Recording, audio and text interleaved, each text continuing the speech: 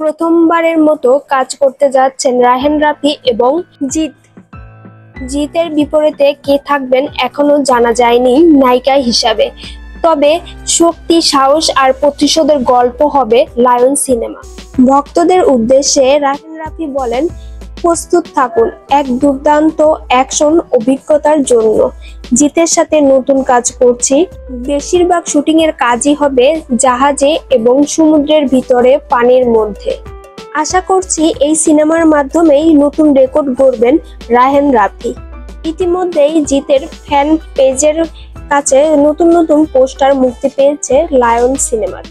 আরেকজন অভিনেতা শরীফুল রাজ এই লায়ন সিনেমাতে কাজ করবেন, তবে শোনা যাচ্ছে সিনেমাটি 3 পার্টে হবে। সিনেমার বেশিরভাগ শুট হবে সমুদ্রে। সিনেমায় রাজ, জিৎ নায়ক হিসাবে অভিনয় করবে। তবে রায়হান রাফি জানিয়েছেন, আসছে ঈদুল ফিতরে মুক্তি পাবে অ্যাকশন ড্রামা এই সিনেমাটি। অন্যদিকে অনন্য মামুনের বরবাদ সিনেমাটি খুব শীঘ্রই মুক্তি পেতে চলেছে হলগুলোতে। শোনা যাচ্ছে সেন্সর বোর্ডের কাজ শেষ, এবার মুক্তির অপেক্ষায় বরবাদ। তিনি নিজেই জানিয়েছেন, আবারও নতুন করে শাকিব খানের জন্য সিনেমা তৈরি করেছেন হিমেল আশরাফ। প্রিয়তমা দিয়ে রীতিমতো রেকর্ড গড়া নির্মাতা অভিনেতা জুটি হিমেল আশরাফ ও শাকিব খান।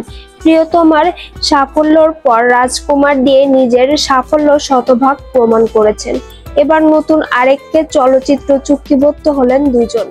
সংবাদ মাধ্যমকে নির্মাতা হিমেল আশরাফ জানিয়েছেন, পরের সিনেমাও শাকিবকে নিয়েই বানাবেন তিনি, তবে কবে নাগাদ তা শুরু করতে পারবেন সে বিষয়ে বিস্তারিত জানাননি।